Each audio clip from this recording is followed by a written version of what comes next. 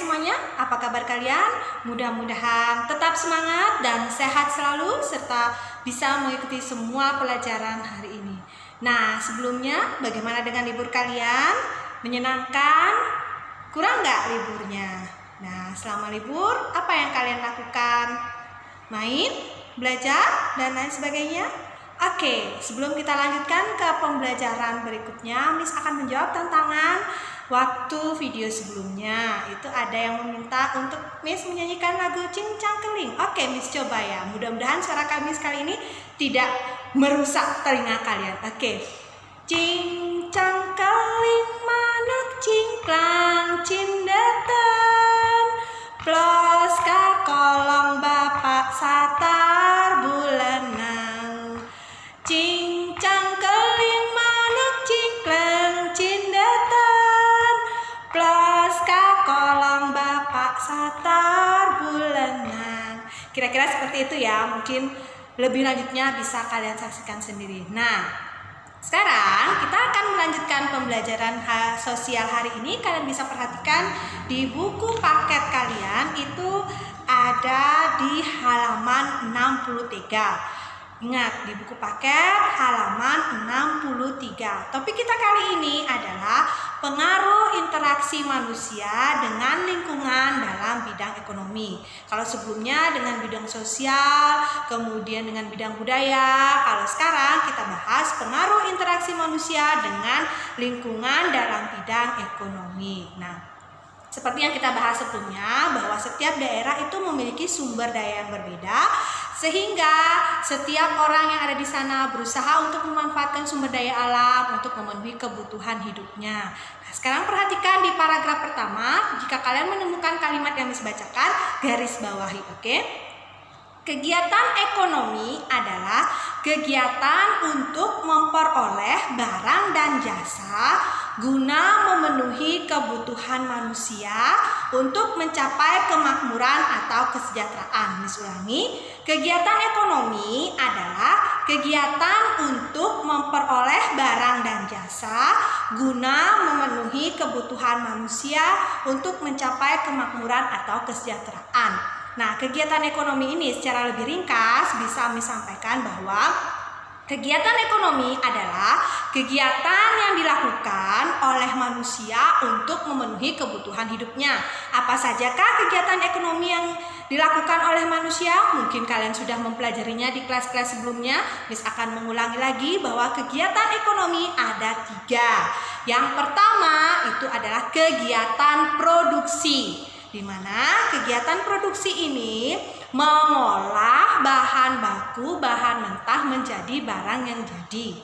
Kemudian kegiatan ekonomi yang kedua itu ada distribusi, menyalurkan barang hasil produksi ke konsumen atau yang memerlukan.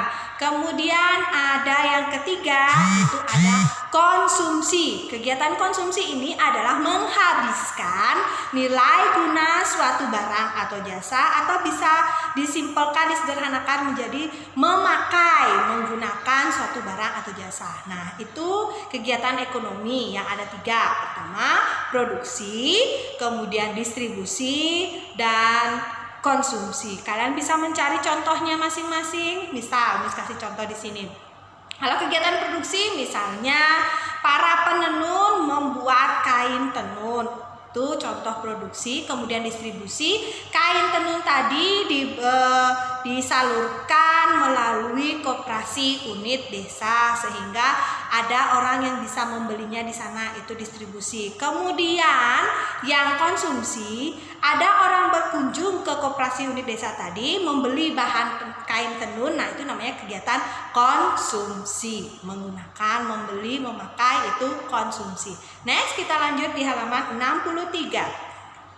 Nah, interaksi sosial itu bisa terjadi karena tidak semua daerah memiliki sumber daya yang sama, sehingga mereka memerlukan interaksi dengan orang lain untuk memenuhi kebutuhan hidupnya. Misalnya, di Pulau Bali itu kita tidak memiliki sumber daya alam seperti minyak bumi, batu bara. Oleh karena itu kita mendatangkan minyak bumi, batu bara dari daerah luar, misalnya dari daerah Jawa, Sumatera, dan Kalimantan dan lain sebagainya. Itu di sanalah karena perbedaan sumber daya alam yang ada sehingga terjadi interaksi antara manusia yang satu dengan manusia yang lainnya. Oke, next dilanjut sekarang ke halaman 64.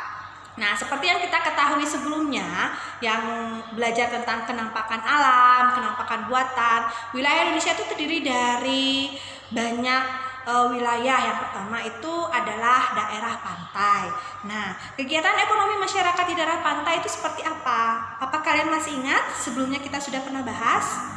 Oke, diingatkan kembali, daerah pantai itu merupakan perbatasan antara wilayah laut dan daratan. Kalau kalian bisa menemukan di halaman 64, itu bisa kalian garis bawahi. Miss ulang ya. Pantai menjadi daerah perbatasan antara daratan dan lautan. Nah, hasil laut yang melimpah ini dimanfaatkan oleh penduduk sekitar untuk memenuhi kebutuhan hidupnya. Mereka menangkap ikan, mencari cumi-cumi, udang, kemudian mencari rumput laut, mereka jual kemudian untuk memenuhi kebutuhan hidupnya. Selain itu, ada juga kegiatan wisata di sana, misalnya banyak yang mendirikan penginapan, usaha snorkeling, diving, dan lain sebagainya. Nah, next kita lanjut di halaman 65. Kegiatan ekonomi masyarakat di daerah dataran rendah. Seperti disebutkan sebelumnya bahwa dataran rendah itu memiliki tanah yang subur sehingga masyarakatnya memanfaatkan untuk lahap pertanian diolah menjadi pertanian. Nah, namun seiring dengan perjalanan waktu itu seperti kalian lihat di halaman 65, daerah dataran rendah ini berkembang menjadi pusat perindustrian, banyak tempat industri berdiri, banyak kantor-kantor, sehingga masyarakatnya yang semula berprofesi sebagai petani itu beralih menjadi karyawan kantor, buruh pabrik, pelayan restoran, dan lain sebagainya. Mereka di sana berinteraksi dengan orang lainnya untuk memenuhi kebutuhan hidupnya. Nah, selanjutnya yang terakhir itu ada di halaman 66. Di halaman 66 ini kita perhatikan kegiatan ekonomi masyarakat di daerah dataran tinggi. Sama dengan di daerah dataran rendah, di daerah dataran tinggi ini kondisinya subur, kemudian kelembabannya tinggi, cocok digunakan untuk perkebunan. Apa saja contohnya? Perkebunan teh, kemudian sayuran, buah-buahan, dan lain sebagainya. Nah, selain itu di daerah dataran tinggi ini karena memiliki pemandangan yang bagus, itu dimanfaatkan oleh beberapa orang untuk mendirikan villa, kemudian penginapan dan lain sebagainya, sehingga di sana berkembang menjadi tempat rekreasi ataupun wisata. Nah, sekarang perhatikan di halaman 66. Di paragraf yang terakhir kalian bisa garis bawahi, dapat disimpulkan bahwa pengaruh interaksi manusia dengan lingkungan dalam bidang ekonomi adalah beragamnya mata pencaharian masyarakat Indonesia. Jadi pengaruh interaksinya dalam bidang ekonomi itu adalah beragamnya mata pencaharian masyarakat yang ada di Indonesia. Seperti yang sudah disampaikan tadi, ada yang jadi petani, kemudian ada jadi yang nelayan, peternak, dan lain sebagainya. Nah, materi kita untuk bab 2 interaksi sosial sampai di sini saja. Jika ada yang ingin ditanyakan, kalian bisa tanyakan melalui Google Classroom ataupun WA Group. Nah, di sini Miss akan menyampaikan 3 latihan soal untuk kalian. Yang pertama, apa yang dimaksud dengan kegiatan ekonomi?